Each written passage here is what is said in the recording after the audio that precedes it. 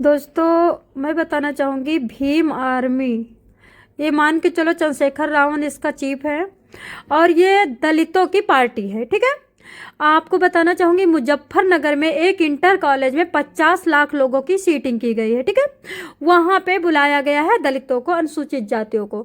ये ब्रह्मा के नहीं है, विष्णु के नहीं है, महेश के नहीं है, पंडित के नहीं है, राजपूत के नहीं है, गुरु के नहीं है, लेकिन ये भीमराव अंबेडकर को पूजते हैं। इनका कहना है भीमराव अंबेडकर से बढ़कर के विष्णु भी नहीं है, महेश भी नहीं है, ब्रह्मा भी नहीं है। इनका कहना है भीमराव अंबेडकर है तो भारत जिंदा है, नहीं तो भारत नरक में चला जाता। ये बार बार विरोध करते हैं पंडित का, सबसे ज्यादा ये विरोध पंडित का करते हैं। संतोष राय वर्मा ने कहा कि पंडित अपनी लड़की को हमें देगी, अगर अपने पंडित हमारे चमारों को लड़की नहीं देते हैं तो हम पंडित को जीने नहीं देंगे। अब आप समझ सकते हो कितना बड़ा बिगुल बजाया। अगर उन्होंने कहा कि अगर पंडित हमें लड़की को नहीं देता है तो एक रात के लिए संबंध बनवा दे अपनी लड़की से, अपनी बीवी से। इतना बड़ा साइन हो रहा है तुम्हारे लिए। आज भी मैं रिक्वेस्ट करती हूँ पंडित से, ठाकुर से, यादव से, वर्मा से, शर्मा से और मोस्टली राजपूतों से, राजपूत की छत्राणियों से, ये आपको मारने की बात कर रहे हैं। इतनी बड़ी रैली में मैंने मात्र 1 घंटा देखा है। इस रैली में पता क्या बात हो रही थी? मनुवादी कौन है? क्योंकि मनु श्री राम के वंशज है। ओके, मनु के ही सारे, ये राम से लेकर के इधर तक जितने राजा हुए हैं मनु के ही वंशज हैं। मनु श्रद्धा कौन है? सबसे पहले धरती पे मनु आए, मनु के बाद राजा अम्बरीश, इक्ष्वाक, और उसी में मतलब मान के चलो कि 36 राजाओं से आगे लास्ट में आके राम। ठीक है, आप गूगल सर्च कर लेना एक एक करके राजाओं का। मनुवादी और जितना राजपूत है भारत देश में ये सब राम का वंशज है। आगे समझ में? राम के वंशज को कहा जाता है मनुवादी, यानी ये राम को उखाड़ के फेंकने की बात कर रहे हैं। हमें कोई फर्क नहीं पड़ता, हमें 4 दिन में मर जाना है, लेकिन हमारी औलादे तो हैं, हमारे कुल में तो लोग हैं, हमारे वंशज में तो लोग हैं, उनके लिए बोल रही हूँ। अभी भी मैं आपको एक बात बता दूँ, बड़ी बात, अगर 100 चमार खड़ा रहेगा और एकमात्र राजपूत खड़ा रहेगा तो 100 चमारों को घुटने टिकवा देगा। अच्छा बताइए, कौन राजपूत चमारों की मारने की बात करता है? कौन राजपूत चमारों को, दलितों को उखाड़ के फेंकने की बात करता है? कौन राजपूत दलितों को नफरत से देखता है, दलितों के भगवान को गाली देता है? देता कोई नहीं।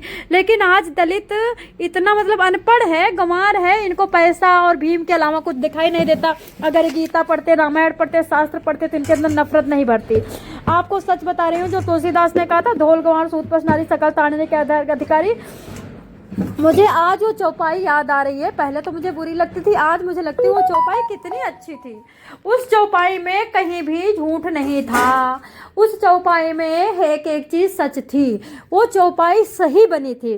कुछ लोग लात के ही भूखे होते हैं। इनको भीमराव अंबेडकर ने आरक्षण क्या दे दिया? मतलब फ्री की नौकरी मिल जाएगी, फ्री का राशन मिल जाएगा, फ्री का पैसा मिल जाएगा, फ्री का घर मिल जाएगा।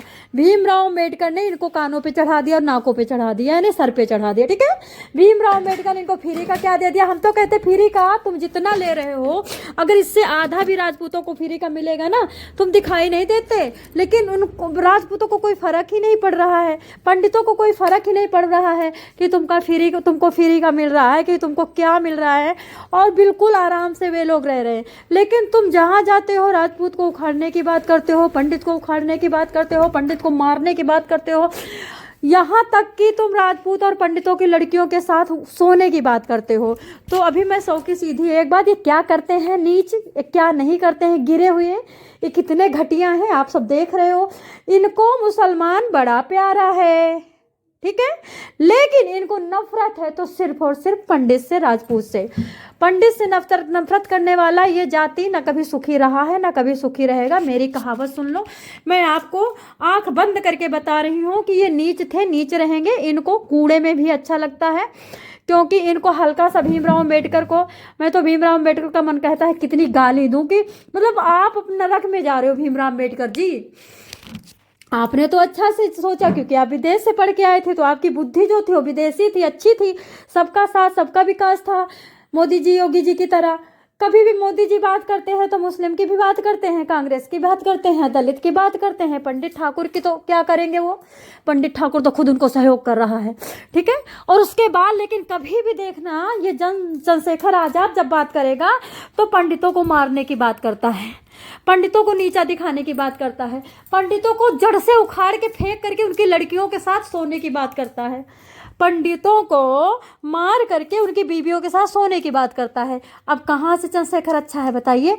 तो ये इंगित है। अगर अभी नहीं जागे ना राजपूत, तो तुम्हारी माँ बहनें इनके साथ सोने पड़ेंगे, मजबूरी में सोएंगे, क्या करेंगे? कह रहे हैं ना, वो बोला ना संतोष, उसको भैया मैं कहती, उस बंदे को कुछ मत बोलो, ठीक है? वो बंदा सही किया, उसने बताया तो कि हम सुलाना चाहते हैं पंडित के लड़कियों को और पंडित के ठाकुर की महिलाओं को। तो अभी राजपूत को जगाने के लिए वीडियो बना रही हूँ। मुझे पता है आप किसी से नहीं चलते हो, किसी से नफरत नहीं करते हो, हमेशा आप लोगों को नीचा दिखाया गया, हमेशा आपकी सुंदरता से, आपके पैसे से, आपके स्टेटस से लोग जलते रहे, यहाँ तक कि ब्रिटिश और ट्रंप और जितने देश हैं वो भी आपसे जलते रहे हैं। आपका बोलना ही इनको बुरा लगता है, क्योंकि इनकी बोलने की औकात तो है नहीं, बोलते हैं तो मुँह से गू निकालते हैं, पिछवाड़े से बवासीर नहीं निकालते, आप अपने मुंह से बवासीर निकालते हैं, ठीक है? ये मुंह से बवासीर ही निकालेंगे, क्योंकि सबसे बड़ा पॉजिटिव पॉइंट आपके पास क्या है मैं बता देती हूँ। आप भगवान को प्यार करते हो, एक एक राजपूत के घर में मंदिर है, एक एक राजपूत मीट से नफरत करता है। हाँ, जो मीट और सुअर खाता है वो राजपूत नहीं है, वो मुसलमान है, भी बता देती हूँ, और वो कांग्रेसी है, और वो दलित है। दलित जो ठाकुर और पंडित मीट खाता है वो दलित है, नीच है। उसकी मम्मी सोने गई थी दलित के साथ, इसीलिए पैदा हुआ है, क्योंकि दलित सब सुअर खाता है। आज मैं गई थी बाइट में, मुझे पता चला मार्केट में एक बंदा बोल रहा था मैं जब सुअर बनाता हूँ तब अच्छा लगता है, जब सुअर लेके आता हूँ तब अच्छा। हमने कहा सुअर कैसे खा ले? तो सुअर तो गू खाती है। तो बोले बस मेरे मम्मी पापा खाते थे, मैं भी खा रहा हूँ सुअर। तो ये सुअर खाने वाले किसी काम के नहीं है, सुअर खाते खाते मर जाएंगे। राजपूतों, आपको उखाड़ के फेंकने की बात करता है चंद्रशेखर रावण। मैं आपसे एक बात बताना चाहती हूँ, आप किसी के उखाड़ के फेंकने की बात मत करो, क्योंकि सबको समेट के चलना है। लेकिन आप अपनी माँ बहनों के लिए जाग जाओ, प्लीज आपसे रिक्वेस्ट करती हूँ, अपनी माँ बहनों के लिए जाग जाओ, जाग जाओ, जाग जाओ। क्या तुमको अच्छा लगेगा जब तुम्हारी माँ बहनों को ये दलित उठा उठा करके उनके ऊपर चढ़ेगा? तो बताओ ना प्लीज। आपसे रिक्वेस्ट करती हूँ, जैसे इनकी रैलियां निकलती तैसे राजपूतों की रैलियां निकलनी चाहिए। बस अपनी माँ बहनों की इज्जत बचाने के लिए प्लीज़ आप लोग जाग जाओ। अपनी माँ बहनों को दलित से सुलाने से बचा लो। अपनी माँ बहनों को दलित, अपने भगवान के लिए, अपने मंदिर के लिए जाग जाओ, अपने श्री राम के लिए जाग जाओ। आप लोग कहते हैं ना, जन जन में यही पुकार, जहाँ हो श्री राम का मंदिर, वैसे करके कुछ गाना गाते हो ना। श्री राम के लिए जाग जाओ। श्री राम को बहुत ये लोग गाली देते हैं, ये लोग सीता को गाली देते हैं दलित, ये लोग दुर्गा को गाली देते हैं दलित। हे राजपूत भाइयों, जाग जाओ, जाग जाओ। आपसे रिक्वेस्ट करती हूँ, आज की डेट में 99.9% सीता को गाली दे रहा है, भगवान को गाली दे रहा है, दुर्गा को गाली दे रहा है, भीमराव अम्बेडकर के पिछवाड़ा सूंघ रहा है। बताओ, भीमराव अम्बेडकर, सब लोग आप राजपूत ये बताना, आपकी माँ बहनें बड़ी हैं कि भीमराव अम्बेडकर बड़ा है? आपके लिए आपकी माँ बहनें भगवान है ना, तो आप भगवान हैं तो अपनी माँ बहनों के लिए जाग जाओ। और सबसे बड़ी बात, भीमराव अम्बेडकर तो नरक में जाएगा, क्योंकि भीमराव अम्बेडकर करा अच्छा और हो गया गंदा। आज भीमराव अम्बेडकर की वजह से सीता गाली खा रही है, क्योंकि ये लोग सीता को गाली दे करके रोड पे छुट्टा घूम रहे हैं। भीमराव अम्बेडकर ने ऐसा कोई भी अब संविधान में नहीं लिखा कि जो सीता को गाली दे, राम को गाली दे, दुर्गा को गाली दे, पंडित को गाली दे। पंडित को गाली देना महापाप है आज की डेट में, उसको सबको नरक जाना चाहिए, सबको मतलब जेल में जाना चाहिए। भीमराव